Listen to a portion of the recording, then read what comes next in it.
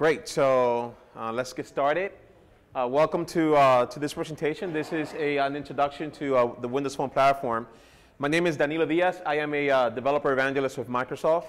I happen to be local to Philadelphia, so I reside just outside of the city. And I cover pretty much everything from Virginia all the way down to Maine, which basically means DC, Baltimore, Philly, New York, and Boston. So I will typically hang around those cities, New York a lot, obviously, Philly, somewhat, DC a lot as well.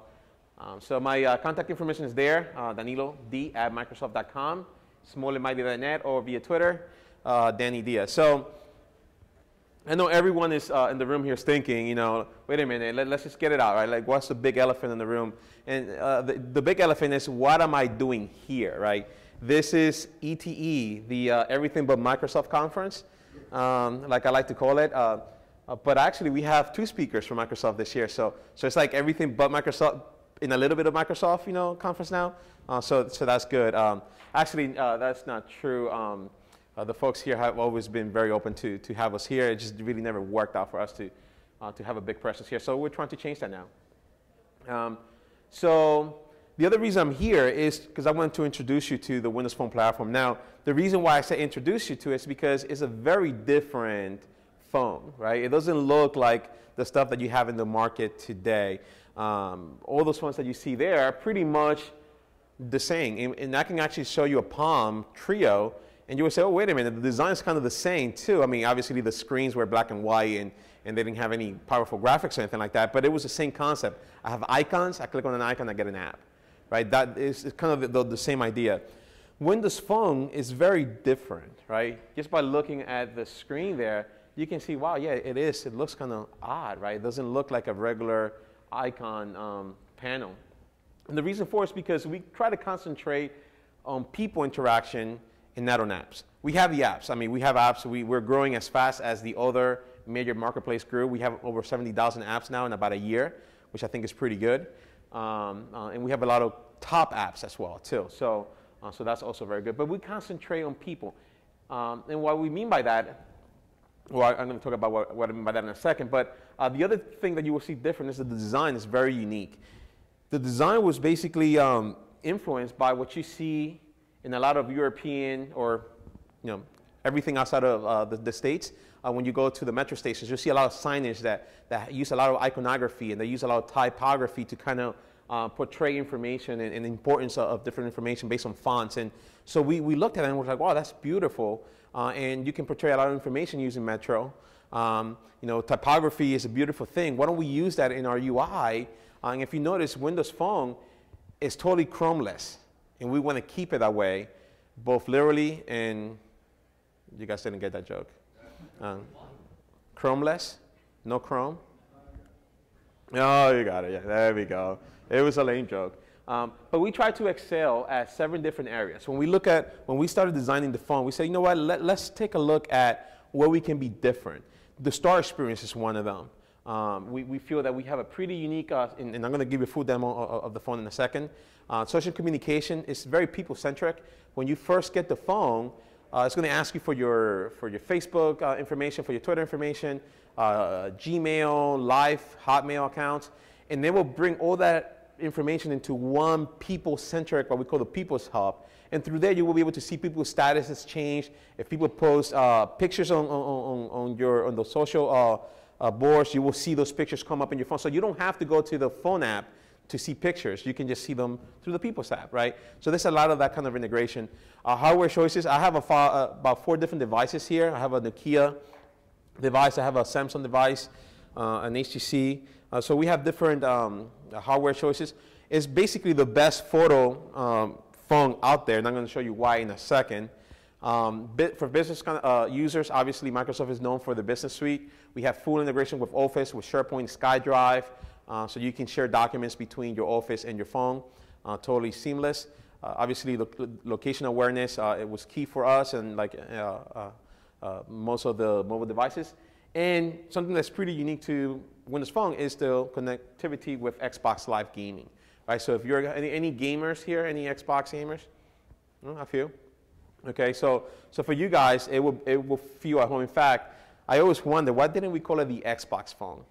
It would have been perfect name, but not in marketing. Actually, I am in marketing, but I don't have any decisions when it comes to those kind of names. But it's the best Xbox integration out there today. So we talked about hardware choices. Obviously, we kind of give you the best of both worlds. We're not like Android where everything goes, and then as a developer, you always have to figure out, well, will this work on that device? What's going on here? What resolution do I support? We have a set of requirements that every single manufacturer must meet. So the 4-point capacitive touch, that's non-negotiable. The sensors, non-negotiable. Some of the things are optional, like the gyroscope, it's optional if they want to have it. But the camera, 5 megapixels. The CPU has to be a certain CPU. The GPU has to be a certain one. Hardware buttons, we must have about 7 hardware buttons. Every single phone will have these requirements. So as a developer, you know the resolution that you're programming against. You know the hardware that you're programming against, right? But we're still giving the users the choice to have whatever device they want. Some users will not give up a keyboard. I literally work with one of them. She will not give up her keyboard. So we make that available for them as well. Let me show you a quick demo of the phone. And where is it? Oh, here you go. Thank God I was able to get one of the ones where I can just demo it to you this way. There we go. So this is a Windows Phone here. Hopefully you guys can see that. Those are my girls, but this is the phone here. And out of the bat, you will see that it gives you the time. Obviously, it gives you your next appointment there. If you had a missed calls, it will show you that as well, and all that good stuff.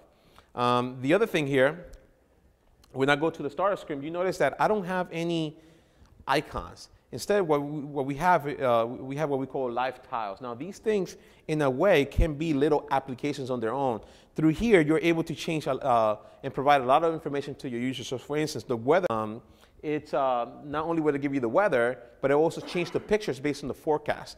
The tiles, as you can see that one there, the me tile, do total animation. Sometimes they actually, if you provide information for the back of the tile, they will turn and show you more information. So for instance, the weather application will show you like a radar, or the traffic will show you the traffic in a particular area, right? And as a developer, you have full access to the APIs to talk to these things, either through push notifications or to just a scheduled task that you check every half an hour or whatever. You can totally interact with these tiles and provide some very cool information. So we talked about the best camera picture. The other day, somebody emailed me that they were at the zoo. He was with his girlfriend or wife, and they saw a nice little picture. They went to take out their phones to take a picture of it. So he took out his phone. The phone went from lock, which is locked right now. He pressed the camera button for a couple seconds, and he was able automatically to then take a picture. This is the first time I'm using that. And click OK. There we go. And we took the picture, right? If the phone is not locked, if the phone is still on lock, I won't be able to do anything else, but at least I can take the picture. Right? So we have a whole bunch of those little design experiences all throughout the phone just to make it easier for users to use the phone. So let's go back here to the start screen. Notice here the People's Hub. I have all of my contacts here. There's Aaron right there. I can search by a particular alphabetical order. I can make phone calls from here. I can check their statuses on Facebook. This guy happens not to be much of a Facebooker. But here I can also see everybody's account. Here's the recent people that I communicated with. Same thing with the Pictures Hub. If I click on the Pictures Hub, not only can I see my pictures from my camera, but I can go to albums. These albums just came from Facebook, right? So the stuff that I have already in Facebook, I set up this phone this morning. They just came right in, right? I didn't have to go and download those pictures. They just came in for me to be able to use, right? So I can see my favorites. I can see what people have posted. So it's a very, very nice experience integrated with data, integrated with your social networks. There's more on the phone, but unfortunately, I only have about an hour. So, all right. So let's go back here. Can I ask a question about the social network? Sure. So are those proprietary integrations with those networks, or is there an API that users should opt into other networks that provide that service? So if you So if you run your own social network, you will have to get in contact with us so that we can integrate it. And if there's value for both parties, I'm sure, you know. It's an OS level thing, not Yeah, it's an OS level thing, yeah. So again, the model communication with the People's Hub, that's pretty unique. So you can do things like group, so you can send group updates and such. Built in right into Facebook chat, which sometimes can be annoying because, you know, if you have it on your phone, people will think that you are available. And you're like, well, I'm available, but I don't want to chat right now, kind of thing. So I turn it off. But it's available there, and it's great for conferences. Where you're at conferences, you can kind of keep in touch with everyone. A smarter way of apps. So we have, you know, a lot of the tap apps that you will expect, but we make it we take it a step further, right? By providing the whole lifestyle updates and integrations. Also, we have this thing that we call App Connect.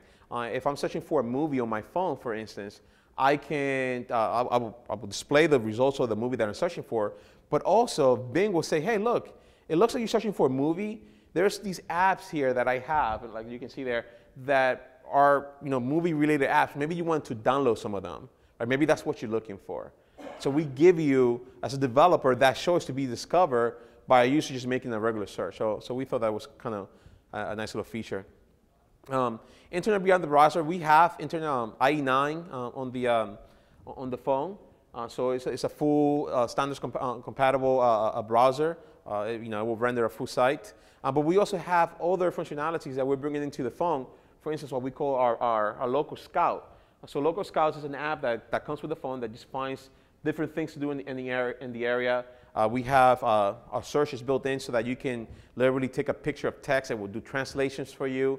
Take a picture of a book, and it will literally tell you the book information. If you take a picture of a barcode, it will find that item. So we take the internet beyond the browser and provide all that information for you to glance for the users. Now, all that stuff that I talked to so far has been very user-centric. Like, this is why users like Windows Phone, right? Still haven't told you why developers should like Windows Phone. Well, the analysts are basically saying that by 2015, we will be one of the major players on the phone space. Right, and we're seeing that shift now. In fact, Nokia just released, they had their big launch on Sunday here in the US. They have the Nokia Lumia 900 phone, which is an awesome device, sells for $99 with a 2-year contract. If you go to Amazon, I think it's $50. And Amazon has been the first, the number 1 and number 2 seller on the past couple of days. So that's also exciting. The 710 in T-Mobile has been, you know, doing very, very well on the T-Mobile network. So the phone is speaking of steam, and people who buy it, they love it, right? They really love it. So the analysts are seeing this too, and they're predicting that we will be one of the biggest player out there, and so there's that. Any questions about the phone so far?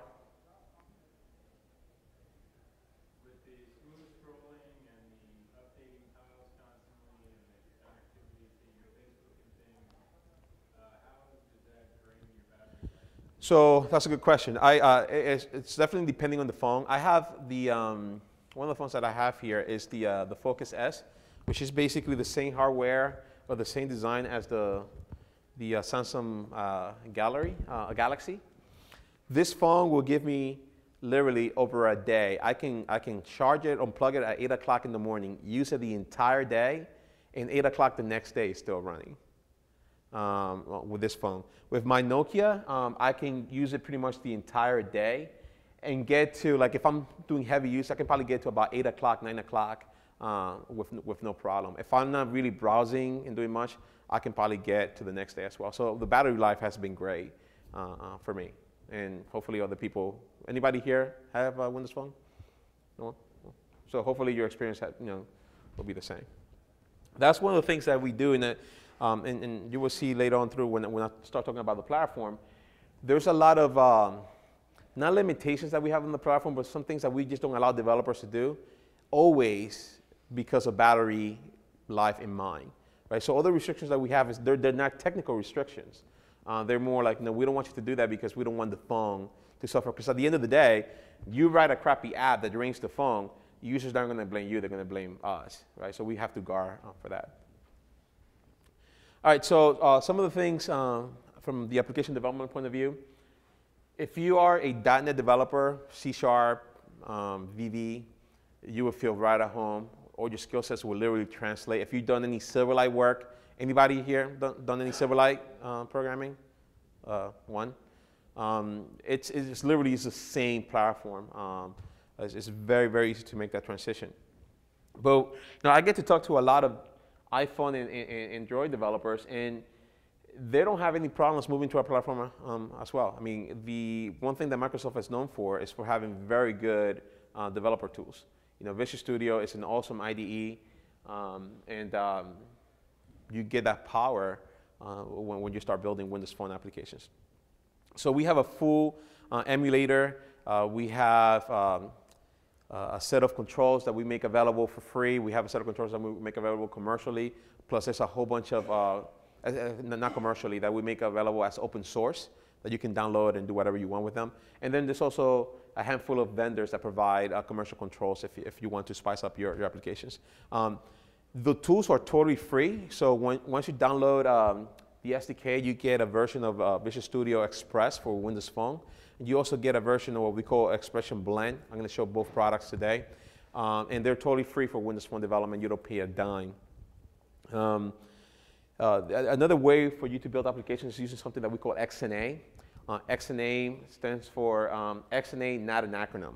So it's not an acronym at all. It's just a name that they chose.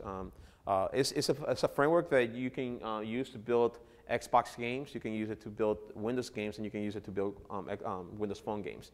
So it's a pretty mature game studio. In fact, a lot of the indie games in the Xbox today are built using XNA. I put this slide here just to kind of show the growth of the platform. I mean, every single release that we've had, we make dramatic changes. I mean, like, we just keep adding to the platform and adding, not changes, that's the wrong word, just additions to the platform, right, and just make it more powerful. So when we introduced Mango, which is the later release, or should I say 7.5, we introduced like multitasking support, we introduced background support. So it's a pretty good update. Every time we make an update to the OS, we typically add a lot of functionality to it. Augmented reality is also available now as well, so you can build augmented reality applications. Let me show you a quick demo of the developer tools. So here I have Visual Studio. Now this is the full version of Visual Studio. It's not the Express, but you basically will get the same thing on the Express version. When you go in here and you say, create a new project, we give you a couple of templates that you can choose from. And once you start using the phone, you'll see that these templates kind of match with some of the built-in applications of the phone. So the People's Hub and the Pictures Hub, they built that using what they call the panorama control, which I'm going to talk about that more in a little bit. So we give you a template to create that kind of application. If you want to create more of a tab, pivot, what we call pivot control, we give you a template to do that as well. So we try to provide you with, all of the tools required for you to get started. So I'm going to close this out. I already have an app that I started working on. And what I want to show you here basically is the main language that we use to create your UIs is something that we call SAML. And SAML is an XML-based language. Let me just put this to the side here.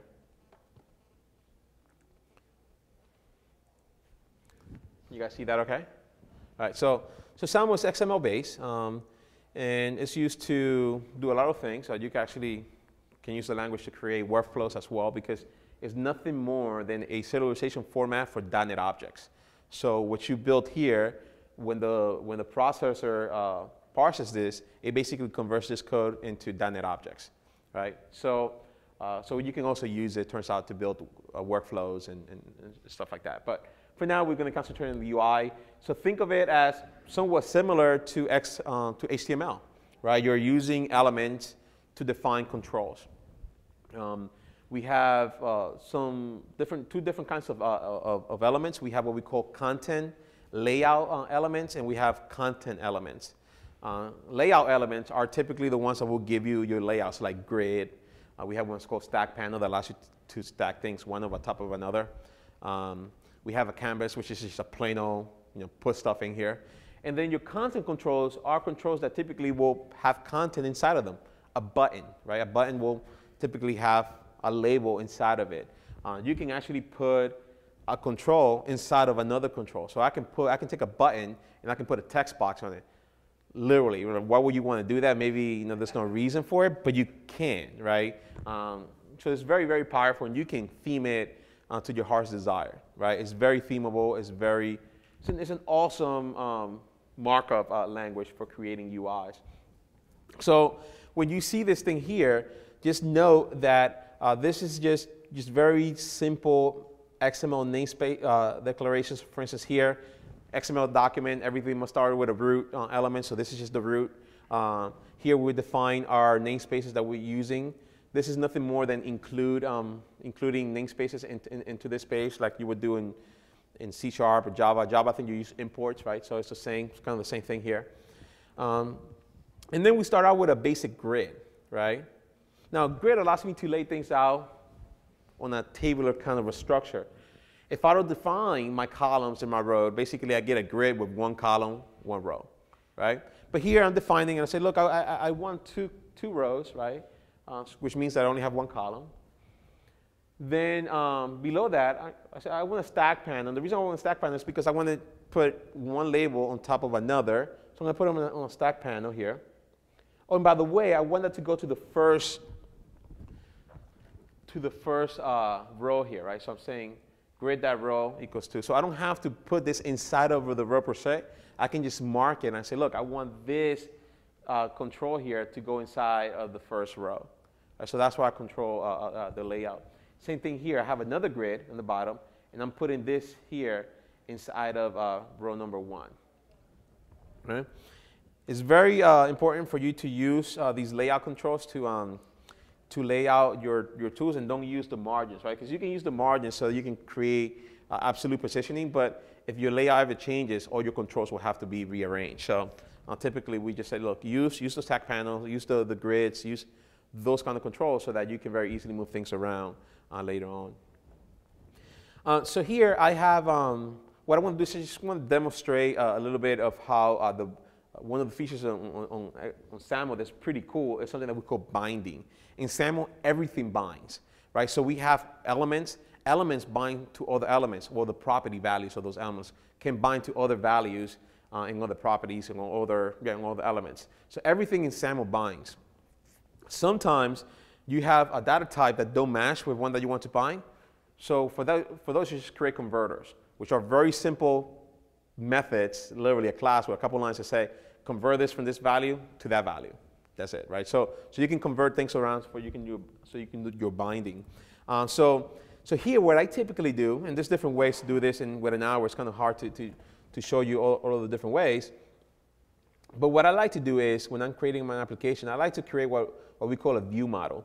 And a view model, for me, is nothing more than a dummy class that just has all of the properties that I want to keep track of, right? All of the data that is important for me to collect in a UI so that I can then send that back to my service and be able to keep my UI up to date. The nice thing about SAML and the binding is that because I have binding, I also have two-way binding, which means that if I bind an element to a value of a class or of an object, that object changes, so does my UI, right? And the reverse also works. So if I have a text box and I put some information in that text box, the object that I bind it to now has that information. So I don't ever have to do the logic where I say a text box that value equals, I don't have to do that anymore. Binding just does it for me. So here I have a very simple demo. I basically just have a couple properties, doubles. I'll call it slided 1, 2, 3, 4, and 5. And notice that I'm also on the property set here. I'm also calling this notify property change thing. What this basically does is just tells the framework, hey, this property changed. You might want to do something about it. Now, notice how I say results here, and this doesn't say slide 1. That's because I don't really care about the sliding changes changing. I just want to make sure that I update the results at the end. So that's why I'm calling that guy, so that the framework tells the UI, hey, update this results property that you have here. So here it is, right? I have properties for sliders, and I also have one for results. And then on my UI, I have these text box here, right? Once on text box, and I have these sliders controls. And notice how I'm binding them to different values, right? So I'm saying binding for the value, slider 1, slider 2, slider 3, slider 4, slider 5, right? Now for the text box, I'm binding to results, okay? So if we go back here to the view model, results is doing nothing more than returning the sum of those slider values, right? It's just a simple little tiny demo. So when I run this, this is what I get. All right, so notice that there's no assignment calls. There's no, the value from here goes here. It's just binding at work. So if I move this thing around here, I get a value. If I do this one, now I'm adding. So this is basically just summing up all the values on these sliders, right?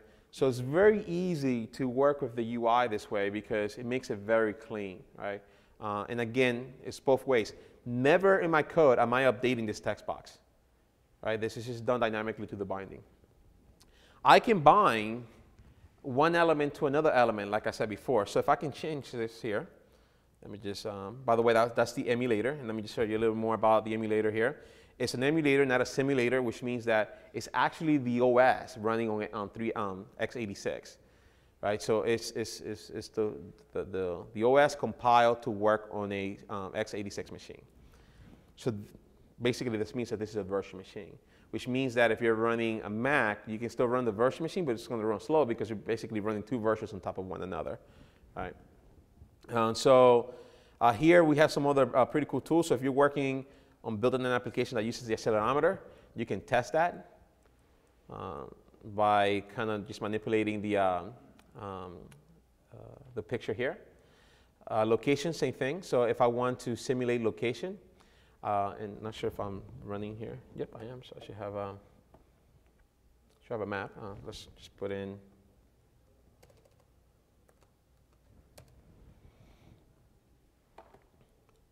Let me make sure I'm connected first. Oh, no, I'm not.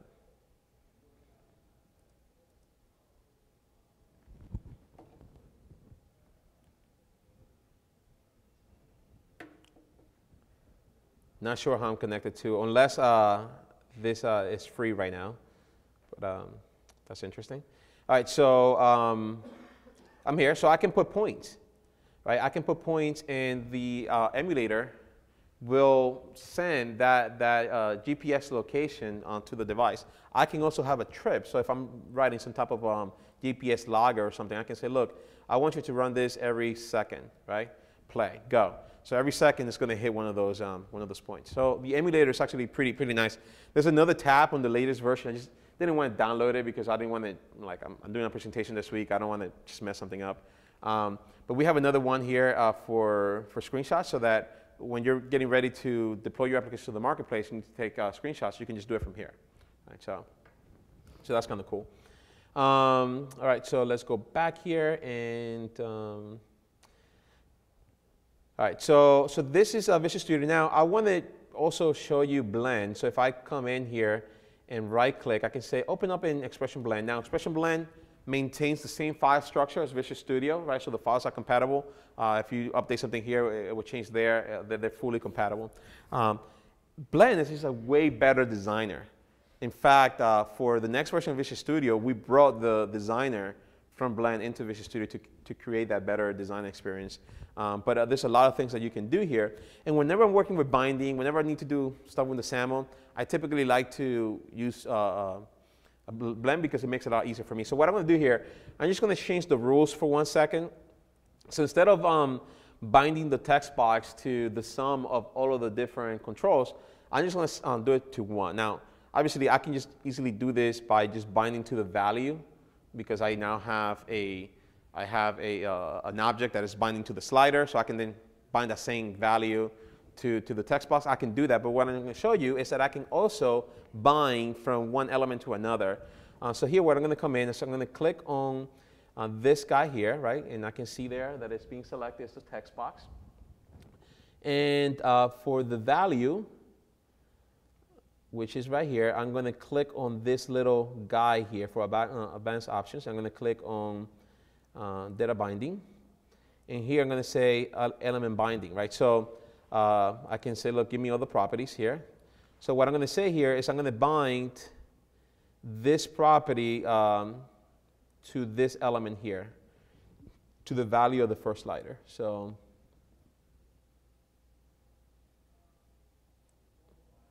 there you go. All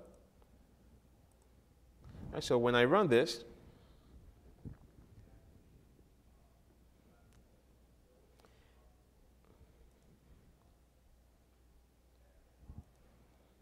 I'm not sure what happened there. Let's see. Go back there. Yeah, emulator.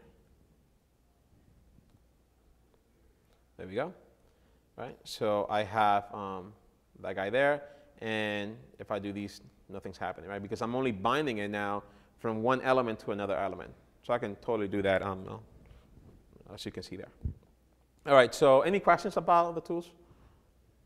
The other cool thing here is that Windows Phone has the ability for you to change the design or the background. So for instance, you can either go with a dark theme like we have here, or you can just change this to a light theme. Right, so I can come here and say, no, I want the light theme here. All right, and I don't want to use blue, I want to use red, right? Because the Phillies are playing now, so I want to get my Phillies mood on. So here we go, now I'm using a light background. If you're using the light background, you're going to waste more battery, right? Because you have the backlight there working at all times.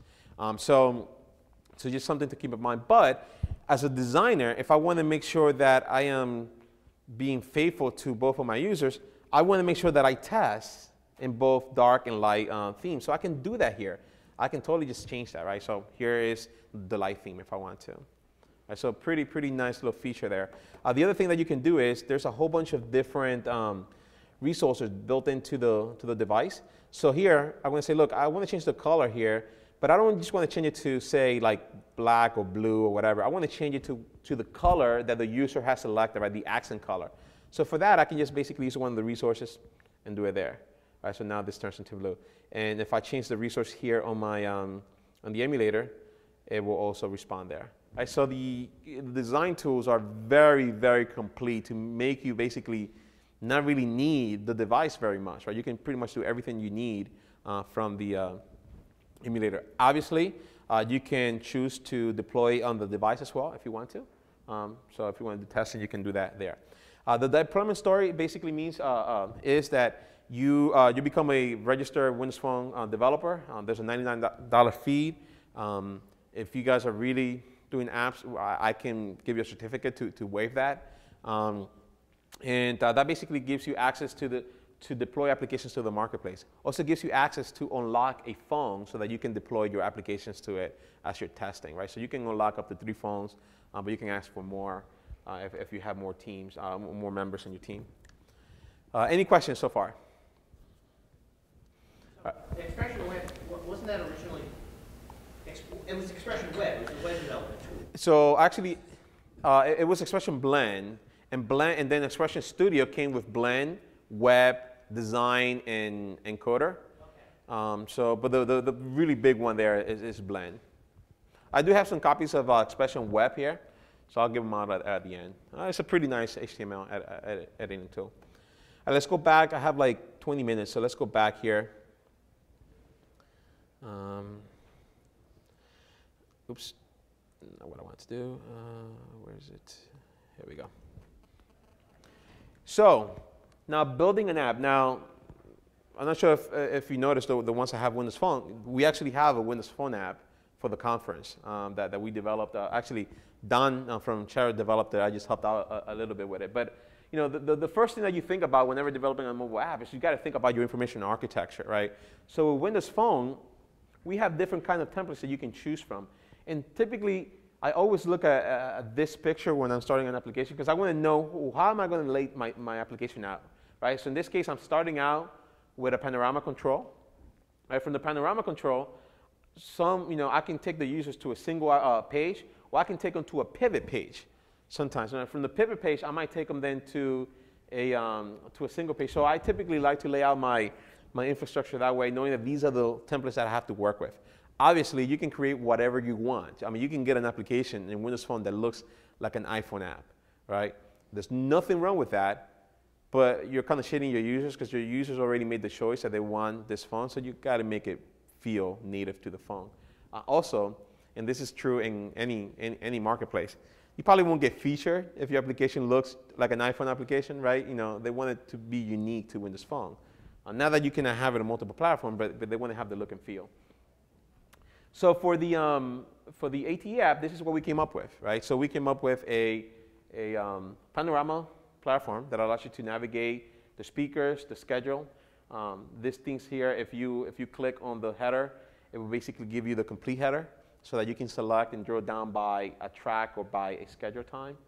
Right, so this is the panorama. Now notice that with the panorama, what it means is that the application is really that big, the screen, but obviously you only see a little bit of it. But we do give you a little bit of hint just to let the user know, look, there's something on the side here that you should scroll, or not scroll, but pan to, right? So that's like the little design hint that we give you so that the user knows that there's more information here that you can go and navigate. So panoramas are awesome templates for displaying a lot of data.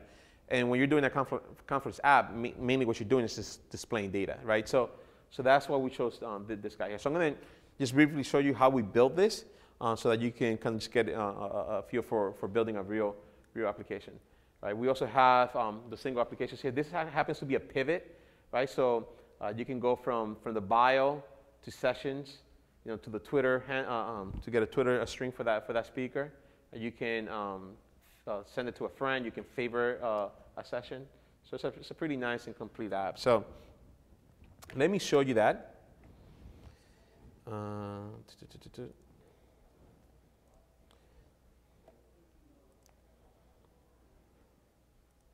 Okay.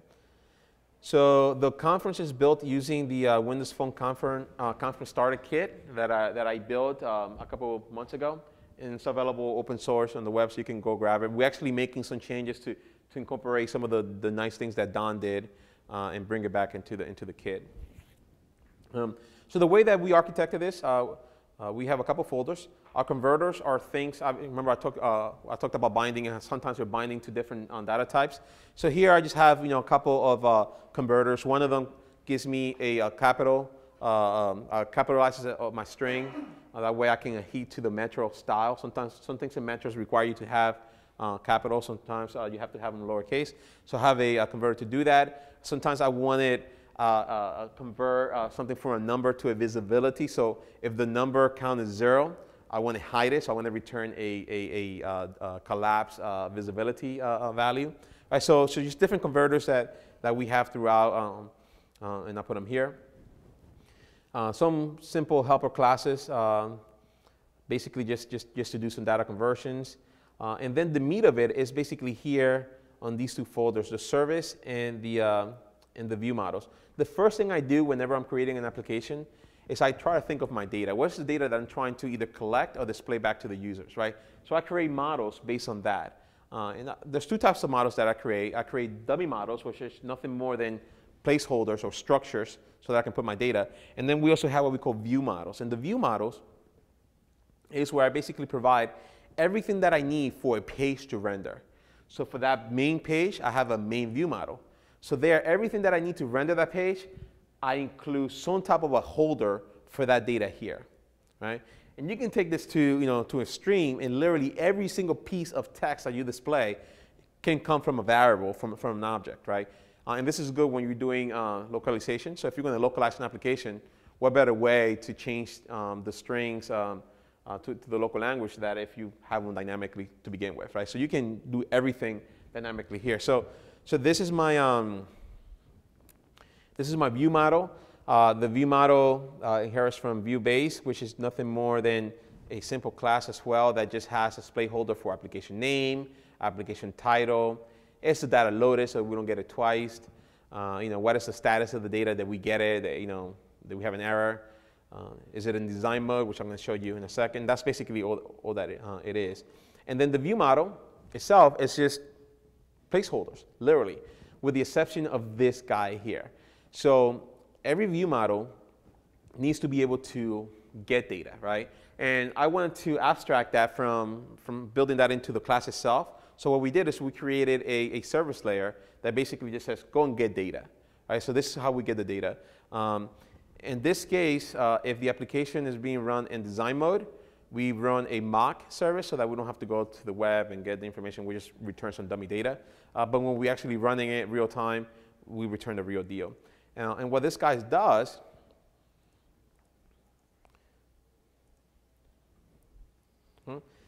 it just basically goes and grabs data from the web. So let me, I guess I'm not going to sneeze. So we simply just go grab it from a web client. We download some JSON, and then we parse the JSON. We actually are using some third-party tools to do the parsing for us. Since C# is a static language, right? I can't just parse it. I can parse XML very easily because we have the tools for that.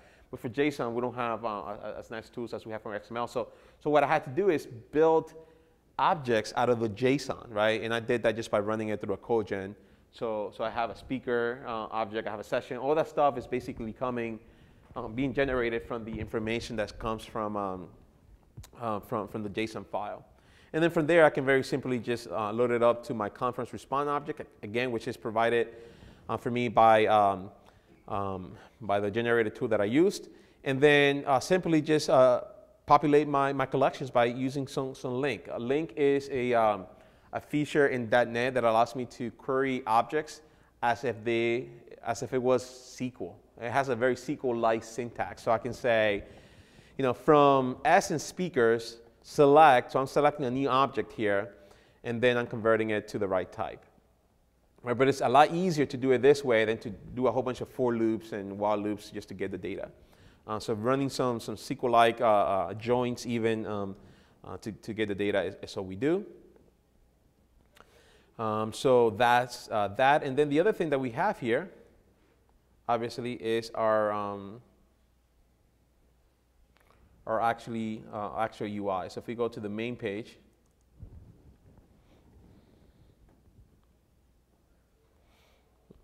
that's the dummy data here. I only have one item in there, and that's what you only see one being rendered. But if we go back here, again, it's just SAML. Okay. So we're using stack panels to stack things on top of another. We have this control in SAML called the list box. The list box is what you use to render a collection of items. And you can theme that to look however you want to. In fact, when you're running the app here,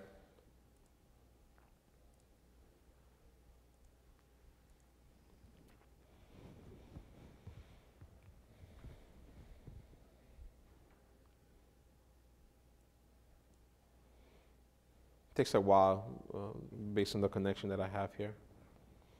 In fact, it might, let me just use the phone.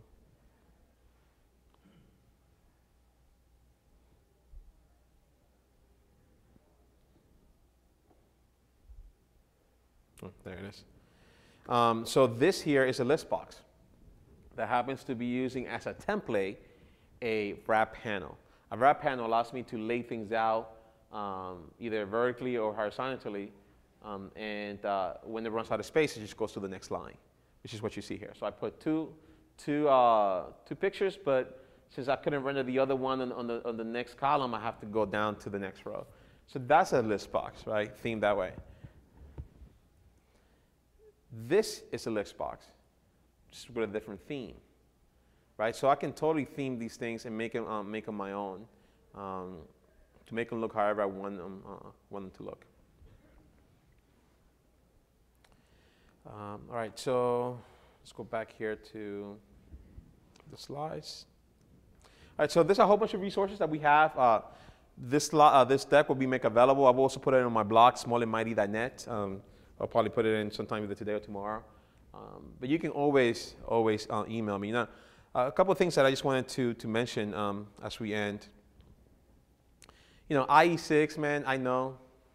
Just live with it for now. I mean, we can't do anything about it. We can't update it, right? So we got sued last time we tried to do stuff like that. So that's changing now. IE9 is awesome. IE10, coming up in Windows 8 is even better. But I feel your pain. I just wanted to mention that because I know people, when I come to these kind of conferences, that's the first thing that they ask. So I feel your pain. I hear you. We're getting better. And actually, IE9 is pretty sweet. IE10 is awesome. Download the preview if you want to give it a try. It's definitely will be worth your time. So we're talking about Windows Phone and how we're going to conquer, the market, and we have this great platform, which I think we do. I'm not lying to you. I mean, I'm an evangelist for Microsoft, but I'm also a Christian too, so I won't lie to you. I won't sell you something that I don't believe on. Like, I really don't. In fact, one guy, a friend of mine who went to work for Microsoft, he's like, well, Danny, I can't be an evangelist because I cannot evangelize stuff that I don't believe on. I'm like, me neither, right? And there's certain things that we have that I don't touch. So I'm like, well, yeah, I'm not going to do that because I can't sell it. I can't tell you about it because I don't believe on. This stuff, I think we have an awesome product. It's not a copy of anything out there. It's pretty unique. And I think people are starting to notice now. So you might say, well, mission impossible. You guys lost a long time ago. There's no way that you can capture the market now. And I'm just going to show you that, right? We came into the market with a gaming console. We were not a gaming company, right? We didn't have any kind of gaming genes inside of not Prodigy. What's the word I'm looking for? We didn't have any genes in the gaming industry, right? We didn't know what we were doing. We basically said, look, we have this idea for this gaming console. People go build it, and nobody wanted to build it. So we said, okay, well, then we'll build it. And the Xbox now is the #1 gaming console. The Xbox 360 itself has been the best seller of all times, which is kind of weird because typically the bear curve for consoles is that they sell a lot and then you kind of see the decline. Well, Xbox did that and they kind of went back up, right, when Kinect came out. So we know how to compete. We not only Xbox, we've competed with other products. So we know how to do this thing. We have very talented team now. So Xbox is more than a gaming console now. It's a TV entertainment system by all means. So we know how to do these things. So give us a chance. Hopefully you will see your customers asking you for the Windows Phone. If you are interested in developing Windows Phone apps, I'm local. I have phones that I can make available to you. I just got to see an app, right? So if you say, look, Danny, I have this idea, I'm like, great. When you start working on it, show it to me, and I'll send you a phone, right? So by all means, I want to see apps being developed. So if you have any questions, feel free to grab me. And if not, that's all I have. So I think I ended right on time, if I'm not mistaken. So.